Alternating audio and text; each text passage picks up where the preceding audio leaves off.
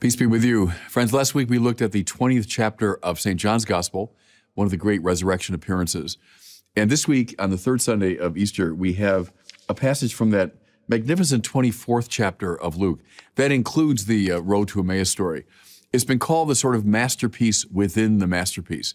Chapter 24 is just incomparably rich. And the story for today opens up with the two disciples having encountered the Lord and come to know him in the breaking of the bread.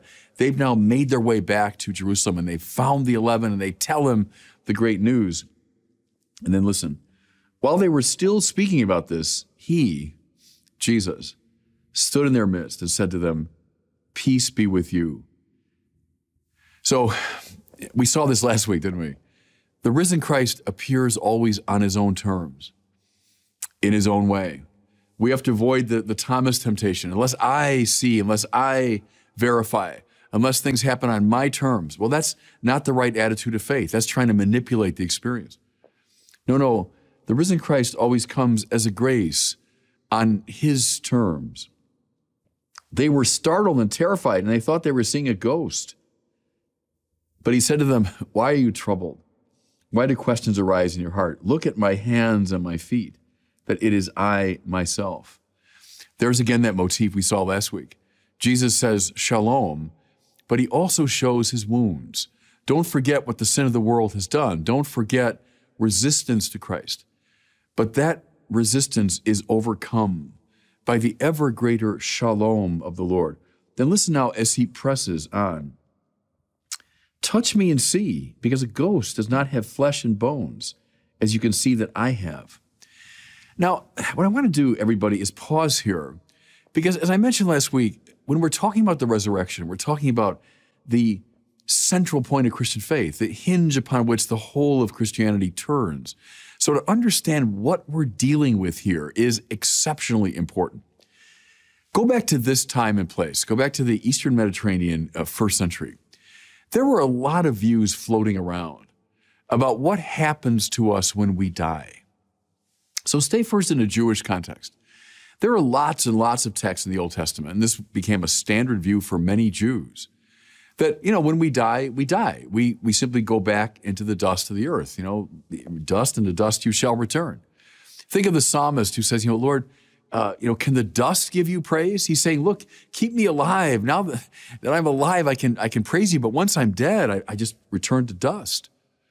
So one view is that this life is it. That's all there is. We die, and we die like any other animal. Another view within a Jewish context, you can see it in a lot of texts in the Old Testament, is that the dead go to a shadowy place called Sheol. No one wants to go to Sheol.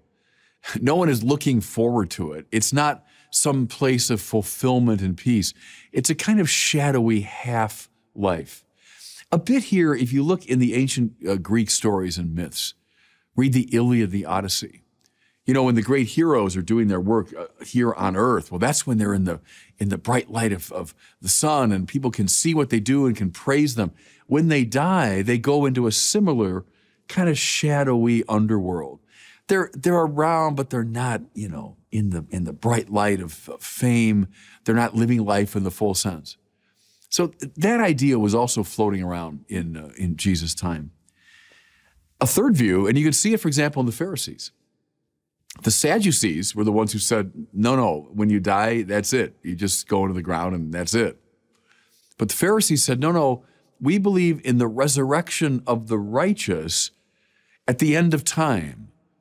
The idea here is that, people die, and then eventually, at the close of the age, at the end of time, the righteous dead will come back to life. That view was also around at the time of Jesus. And then broaden the perspective out. Look in the Greek and Roman world.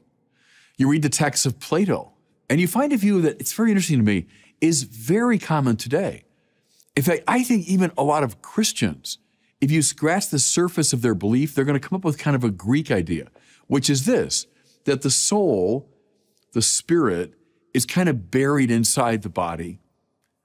Plato says it's imprisoned there. And the whole point of the philosophical life and the spiritual life is to effect a kind of prison break. The soul can finally escape from the restrictions of the body, and then it can live on in this purely spiritual realm. As I say, I think a lot of even, Bible-believing people think of heaven that way, that I've somehow just left the body behind, and now my soul goes on. You see that in Roman mythology, and even in Roman public life. There was a view that some great heroes, like the generals and the emperors, after they die, would go up to the heavenly realm, live with the gods on Mount Olympus. There's a famous story about the Emperor Vespasian on his deathbed, and he senses death coming. And he says to one of the people, well, I think I'm becoming a god.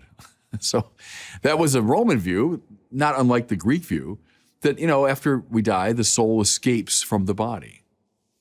Now, here's the interesting thing, everybody, and I want you to listen carefully because this is the hinge idea, right? If Christ has not been raised, we're still in our sins. If Christ has not been raised, we're the most pitiable of people. So this is the hinge idea of Christianity. Notice, please, how none of these things that I've described is on offer here. So clearly not saying that Jesus died and then just went back into the dust of the earth. No, clearly not. They're talking about Jesus risen from the dead.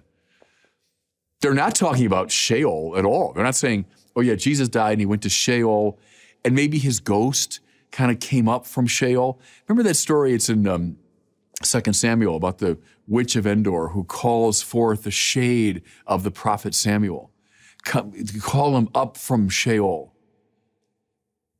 This is exactly why in the story, they think they're seeing a ghost. So they're operating out of that perspective, like, oh, maybe this is a ghost come up from Sheol. But that's not what's being described. Nor are we talking about, oh yeah, when all the righteous dead come to life at the end of time. No, this isn't the end of time. This is in the middle of time. This happened to them around the year 30 AD. It happened in this identifiable place. They're clearly not talking about Jesus' soul escaping from his body and going up to heaven. They're not talking about Jesus becoming a god like Vespasian, the Roman emperor. You see the point? None of the typical ways of understanding life after death is on offer here. What are they saying?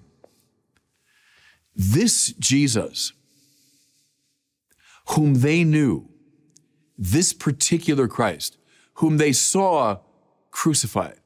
And there's this old theory, goes back to the 19th century, that maybe he didn't really die on the cross, he just swooned. Come on.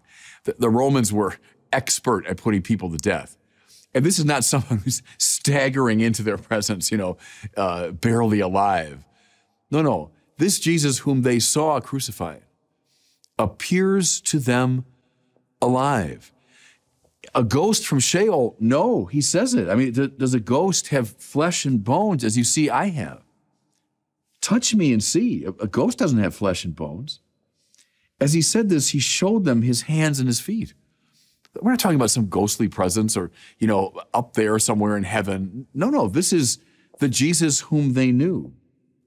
And then I love this detail because it's funny. While they were still incredulous for joy, beautiful phrase, isn't it? They were just so overjoyed that they could barely believe it. He says, anything here to eat? So, just to emphasize the fact. And then they give him, we hear, a piece of baked fish, and he ate it in front of them. Remember that line from the Acts of the Apostles when St. Peter says, we who ate and drank with him after his resurrection from the dead. That line always strikes me because it's so visceral, it's so real.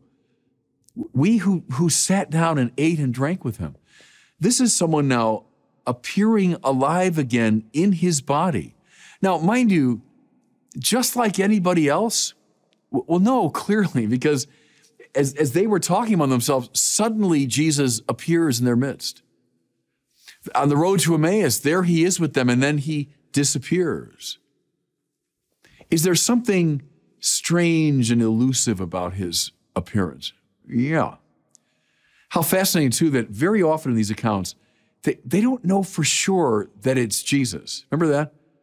And you think, unless that had really happened to them, they would have eliminated that from their account. They wouldn't have talked about that. I think that's a very vivid memory that he was so transfigured, even as he appears really to them in his body, he's still so transfigured that it took them a while to understand.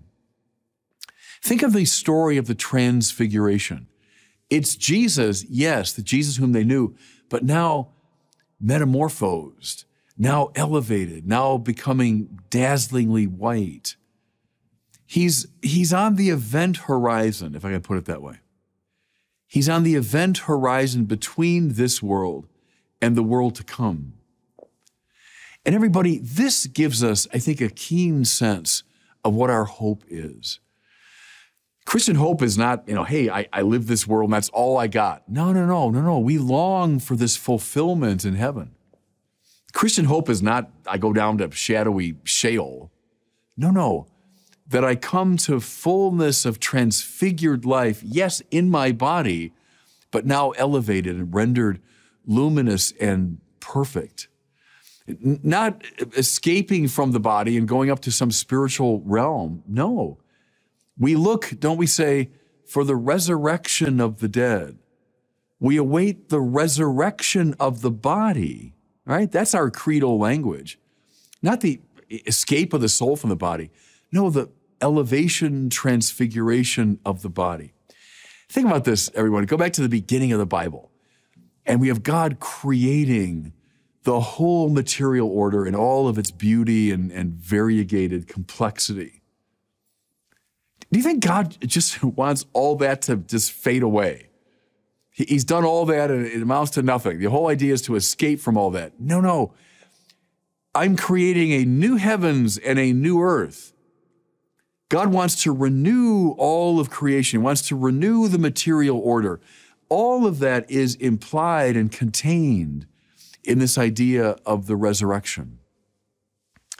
St. Paul talks about the spiritual body. That's his way of gesturing toward this paradoxical reality. Paul, mind you, who saw him. Paul, who was the enemy of the faith, right, persecuting it. And then his whole life is changed because he met him. He met him on the road to Damascus. This is what we're talking about, everybody.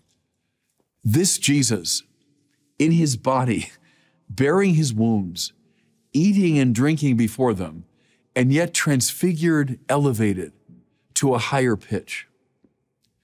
This is what we celebrate during this Easter season.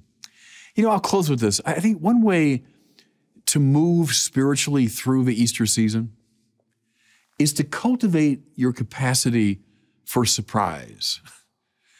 What God has in store for us, it's not nothing, not going back to the dust of the earth. It's not the soul leaving the body behind. No, eye has not seen, ear has not heard what God has planned for those who love him. Cultivate your capacity for surprise. Cultivate your capacity to imagine a spiritual body. That's at the heart of Christian hope. That's at the heart of our Easter season. And God bless you.